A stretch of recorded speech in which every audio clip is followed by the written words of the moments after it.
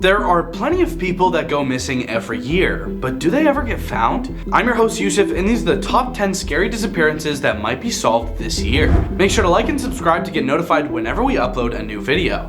Anyways, let's get searching. At number 10, Atsumi Yoshikubo. Yoshikubo, a Japanese psychiatrist, was last seen on the morning of October 22, 2014, walking along the Ingram Trails in a wooded area on the northern outskirts of Yellowknife, Northwest Territories, Canada. Her disappearance was not noted until 3 days later, when she had failed to check out of her hotel and the staff found her luggage, all packed in her room. An intense search both by the Royal Canadian Mounted Police and concerned local residents over the next few days was called off after a week when the RCMP announced that their investigation had led them to conclude that she came to Yellowknife with the intent to disappear into the wilderness, although she had bought a return ticket to Japan and souvenirs. 10 months later, a hunter discovered some of her personal effects along with human remains in the bush off the highway. On April 14, 2016, those remains were positively identified as Yoshikubo. Although the hunter found remains, it's possible she's still out there, and the RCMP just wanted to cover it up to make the public less worried about disappearances. Maybe it'll be solved this year.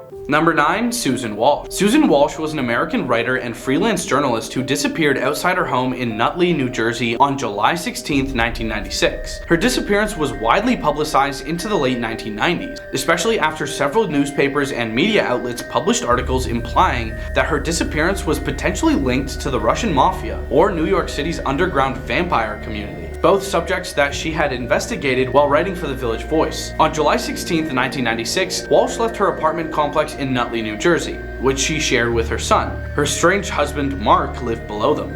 Walsh had left to run errands and make a telephone call at a payphone across the street, leaving her son for the time being in the care of his father. It was the last time that Walsh was ever seen. Police were able to eliminate Walsh's ex-husband as a suspect in her disappearance. It was later noted that the page for the entire month of July 1996 was missing from Walsh's calendar in her apartment. Although police had few clues to follow up on in their investigation, rumors circulated that Walsh's disappearance might have been connected to the investigative journalism she had been doing at the time.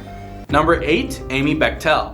On the morning of the 24th of July, 1997, the 24-year-old left her apartment to run errands. At 2:30 that afternoon, Bechtel was seen at a photo shop. This was the last confirmed sighting of Bechtel. It is believed that she left the photo shop and drove into the Shoshone National Forest to check the course of a 10K race her gym was planning. When her husband returned home at 4:30 p.m., she was not home. By nightfall, he alerted neighbors and the sheriff's department. Bechtel's white Toyota station wagon was found parked off a dirt road in the Shoshone Forest. No trace of Bechtel has been found. By 3 a.m. on July 25, 1997, an extensive search for Bechtel was underway from law enforcement, as well as her husband and the couple's friends and family. By July 27th, police were receiving roughly 1,000 calls per day with tips and potential leads in Bechtel's disappearance. Additionally, various lakes and mines were searched with no results.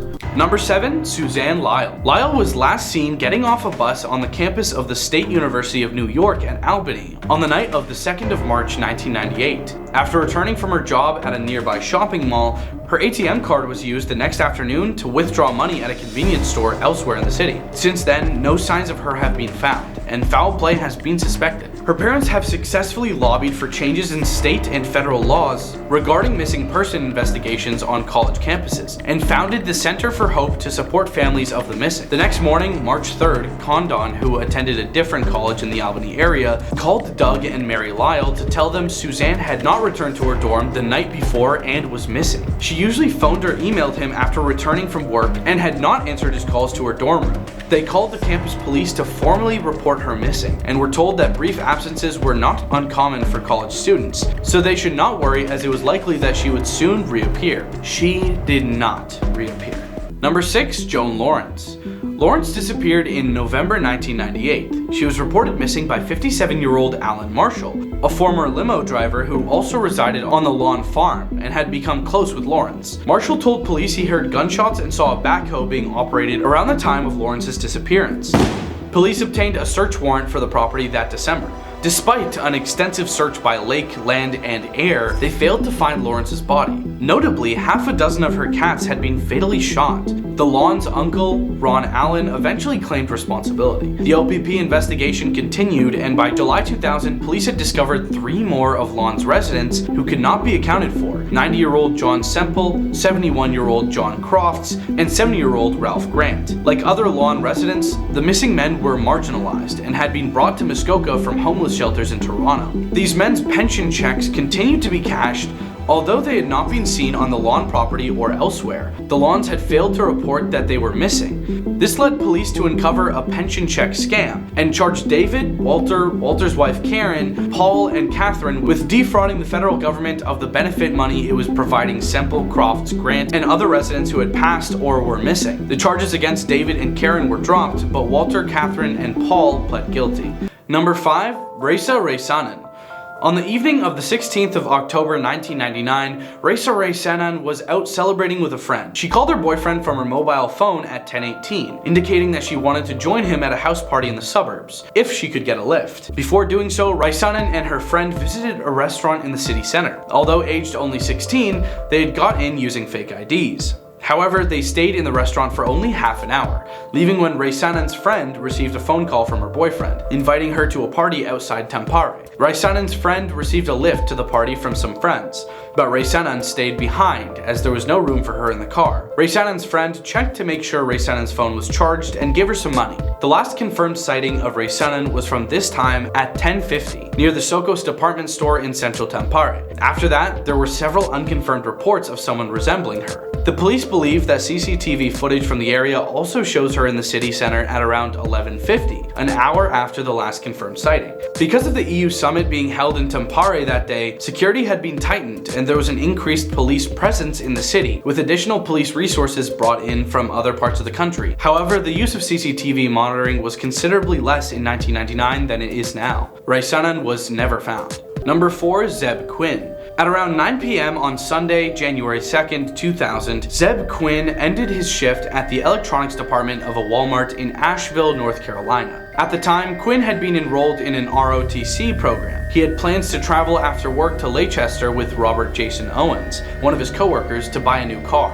Quinn met Owens in the Walmart parking lot before they drove separately to look at the vehicle. The two men were seen on surveillance footage at a nearby gas station at approximately 9:15 p.m., purchasing sodas at a convenience store. According to Owens, after leaving the gas station, Quinn signaled for him to pull over by flashing his high beams. Quinn told him that he had received a page and needed to return the call. After he returned from using a payphone, Owens described Quinn as frantic. Quinn told him that he needed to cancel their plans and eventually sped off, rear-ending Owens' truck in the process. Hours later, Owens was treated at a hospital for fractured ribs and a head injury that he said he sustained in a second car accident that evening. No accident report was filed with the police. The following afternoon, Quinn's mother, Denise Vlahakis, filed a missing persons report.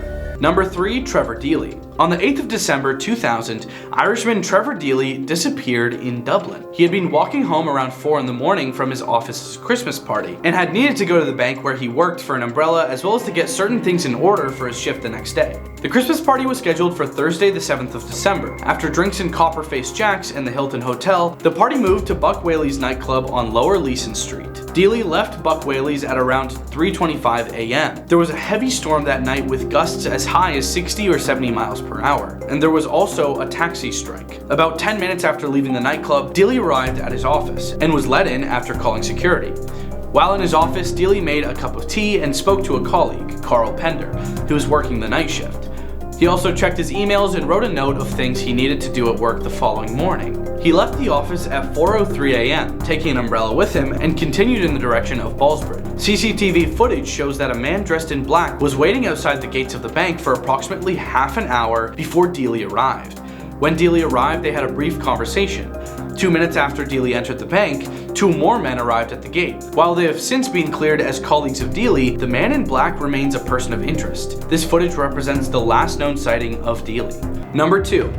On a Wednesday afternoon of April 11th, 2001, Perry invited his friend Gina over to his house to help clean the residence as his father, Bob Perry, who had recently been hospitalized, was due to return home. At this same time, 2 other unnamed men were outside the residence working on Bob's car, which needed a new alternator. At approximately 3 p.m., Perry told Gina he was going to take a pair of jumper cables outside to a shed adjacent to the house. This was the last time he was seen. On April 12th, Perry's grandmother, Joanne, stopped by his home and found the house unlocked and deserted.